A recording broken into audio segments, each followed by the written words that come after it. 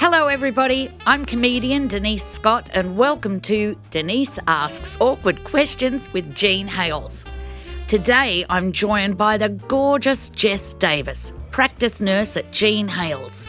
Now the thing about nurses is that they see and hear everything. So Jess is going to give us the inside goss. So let's get cracking and get awkward.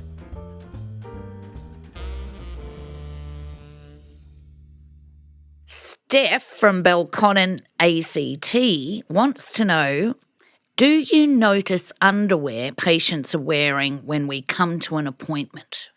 Denise, I don't even notice what underwear I'm wearing half the time, so there is little to no chance I'm going to take much notice of what underwear patients are wearing when they come. Are you really being honest there? I am being 100% Have you never honest. thought those underpants are disgusting? To be truthful, by the time it's getting to the point where I'm actually doing the cervical screening test, the undies are often folded up on a chair or on the floor anyway, and I'm not really looking out for them. So I'd really just encourage people to wear whatever is going to make you feel more comfortable on the day. If that's your comfy undies, that's great. If that's your sexy undies, good for you. But we really don't take much notice at all. That's a really good thing for me to hear, given the state of my underpants.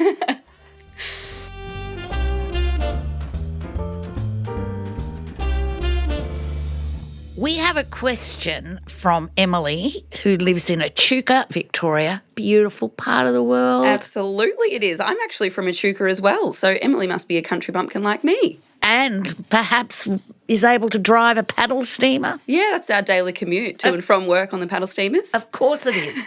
Now, Emily wants to know, I'm behind with getting a pap smear and now I've got a letter saying it's time to book for a cervical test. Do I need to do both? Definitely not. So they're different tests, but the cervical screening test has replaced the pap test. So you definitely don't need to do both.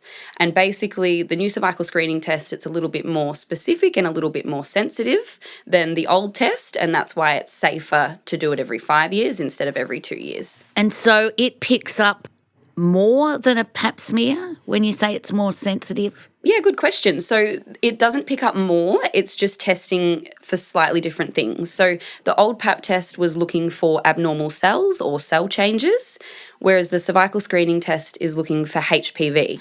And HPV is the human... human papillomavirus. Yeah, thank you for clarifying that. Well, I should know this because I have it. Oh, there you go. Yes. So you found that out on one of your last screening tests? Yes, and that therefore means I just have to have a little more in the way of regular checkups. Yeah, exactly right. And if you were to test positive for HPV, your doctor or nurse would talk you through the next steps, but it just means that you need a little bit closer monitoring and maybe some further investigations just to see what the virus is doing without needing to do too much.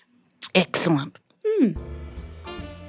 All right, that's it for today. If I'm not here and you have more questions, go to jeanhales.org.au.